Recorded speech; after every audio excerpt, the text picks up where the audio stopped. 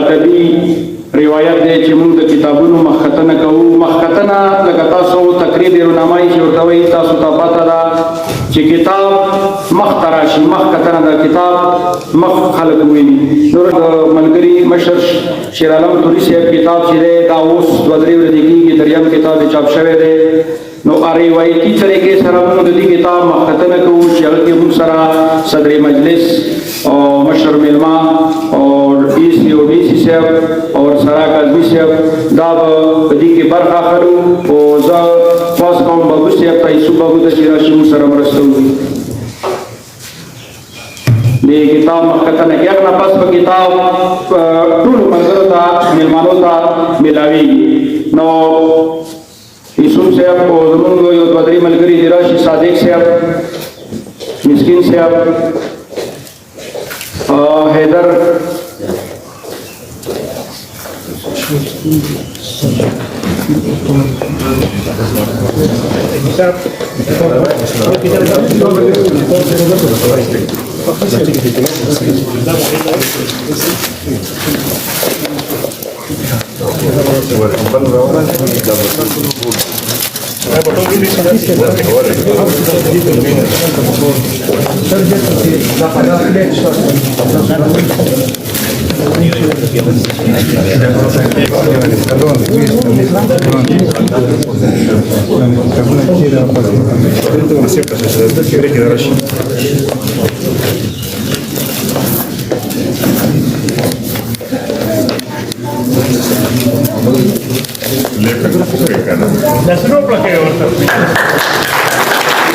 شیر عالم توری صاحب اخوان دی میلمانو په منځ کې ودرېد، زموږ قدرمن شیر عالم توری صاحب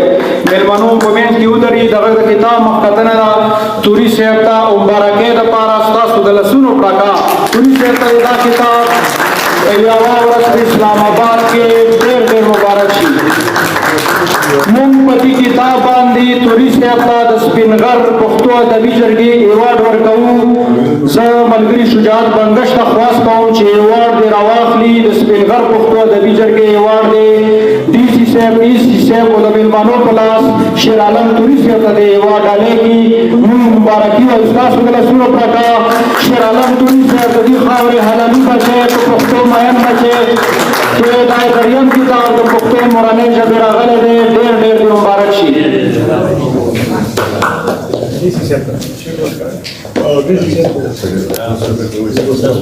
او محترم صدر مجلس ڈاکٹر حنیف حنیف صاحب هغه محترم ڈی سی صاحب ته خپل د سپین غر پښتو ادبي جرګې ایوارډ ورکوي. موږ سرجي ته مبارکي وایو، سر مبارک وشه. او محترم شیر زمان سیماب صاحب ته خواست دی چې ای سی کورم اپر کورم حفیظ الله صاحب ته خپل ایوارډ وړاندې کړي. محترم او شیر عالم توری صاحب دی دلته کې، شیر عالم توری صاحب او شیر زمان سیماب صاحب دی ایوارډ وړاندې کړي. شیر عالم توری صاحب او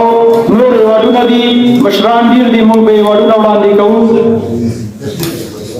سرجي مبارک وشه.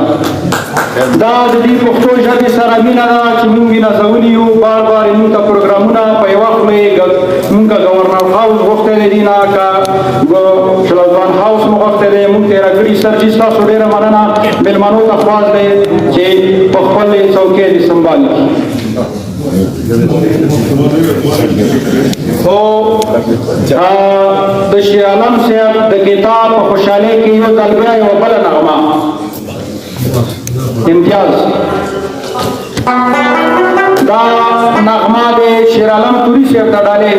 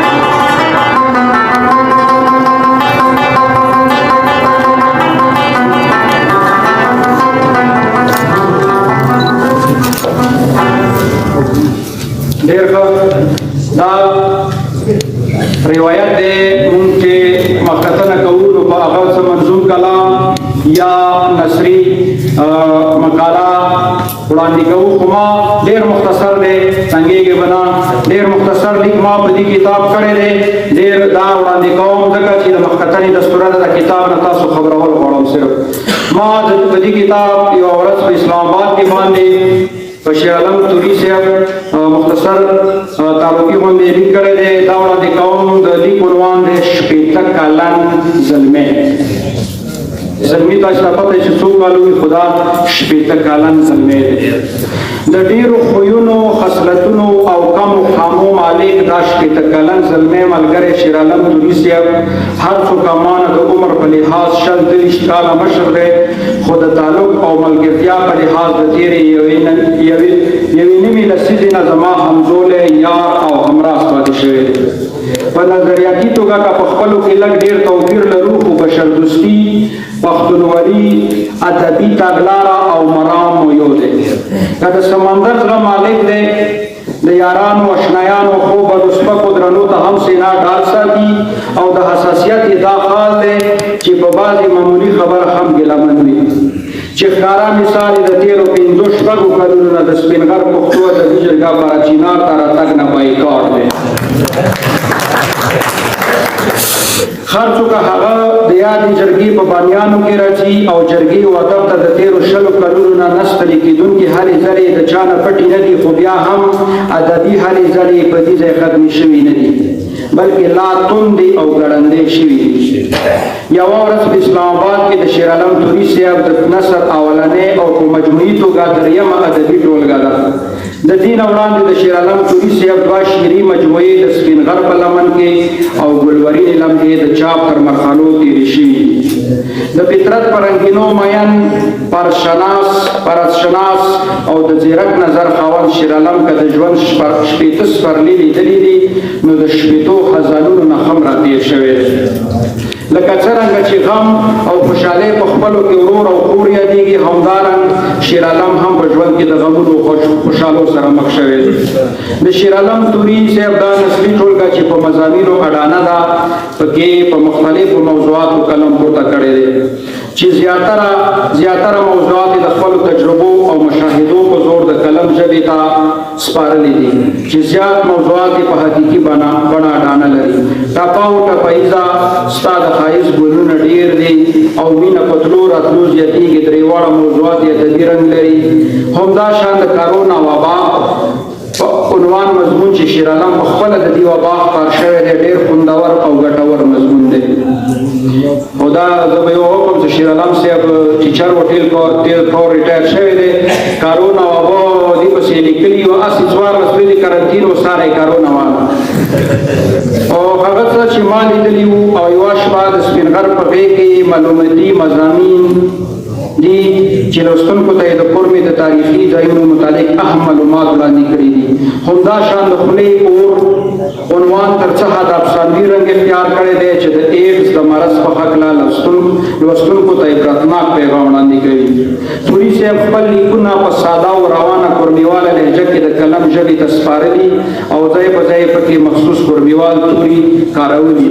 او ورسره یې ځای په ځای د پښتو شعرونه او ټاپې هم راوړي دي چې د لیکونو خوند او ښایست نور هم سیوا کړی زه د شیر عالم توري صاحب دا نسلي ټولګه د پښتو ادب او په خاصه توګه د قرمي ادب دپاره ګټوره هڅه او پنګه ګڼم